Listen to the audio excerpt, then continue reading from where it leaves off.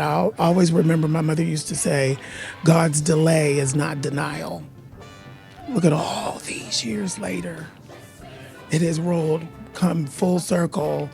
I'm speechless, truly, truly speechless.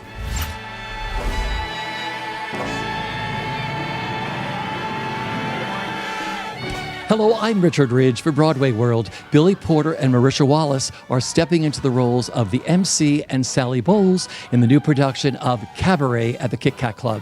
They'll play the final 13 weeks now through October 19th, and I caught up with both of them here at The Edge.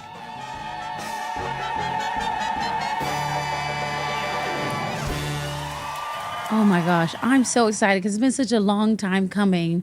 I left Broadway to go to London, and to come back this way is it's been a miracle and also a blessing, and just so exciting. Yeah. I am thrilled. I haven't been on Broadway in about 8 years. And like Marisha said, it is home. Mm-hmm. I also love experiencing it through her eyes. You know, I've gone through all of the stuff, but like the wonder and the gratitude and the joy, it's like, you know, it's really, I'm getting a lot from that. I really, really am. It's great. Well, it's been incredible to do it during this time in the world, with what's happening in the world and the rise of fascism in real life. And then we're also emulating that on stage, but also the joy that we found in like presenting these roles with these new lenses, which I feel has been incredible, to be the first Black MC, full-time MC in Sally Bowles, and people seeing it from that perspective. So that's what's been really eye-opening, and the amount of people who feel seen, and it's still the show still resonates in the same way that it did 60 years ago. Yeah.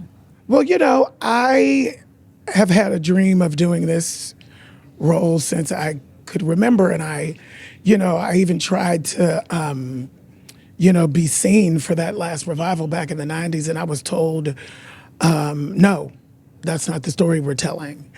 And I remember sending them a book called Destined to Witness, Growing Up Black in Nazi Germany, signed, "We were there, we are always there." And I didn't hear anything then, but I'll always remember my mother used to say, God's delay is not denial. Look at all these years later. It has come full circle. I'm speechless, truly, truly speechless. I've always loved Liza Minnelli. That was always like the blueprint for me for this role. Like, I've just loved her in general. And I just never thought that I would have access to playing this role. And then sometimes when you haven't had the access and then you get it, you're like, wait, this was always for me.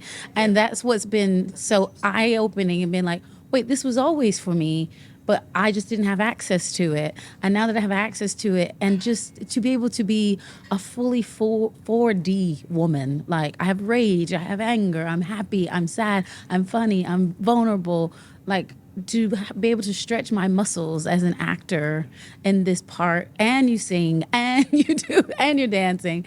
It's just been so fulfilling, especially as a Black woman in this industry. We don't always get opportunity to do this. Very rarely do we get the opportunity to have a role where you can just be everything. And better than it was. Yeah, it is. It's better than it was, but it's rare, and it's special. So I really have taken the bull by the horns and ringing it for all it's worth. Okay, singing these incredible songs by Cantor and Ebb. I mean, these are iconic. Yeah, they are. And they're in Daddy's keys, too. So get ready. Get ready, bitches. And we are singing. We are hollering, honey. We are singing the song. Well, maybe this time, as soon as it starts, you hear people go, they gasp. Like, as soon as it starts, they're excited, they're on bated breath. And some of my friends have come, and other people have come and said, I didn't even breathe the whole time during maybe this time until it was over. And they were like, okay, I've actually took a breath. So it's amazing. When you do Cabaret too, what do you do afterwards? Could you leave it all on the stage? Yeah. And then you have to come back for another scene. Have a cocktail. Well, luckily it's at the end of the show, so it's not like when I played Effie and then I did I'm Telling You and I got a whole act left. So I can just leave it all on the stage and then go home. But no, it's incredible to sing those songs. They're still so good. I think that's what a timeless Classic, piece, yeah. classic.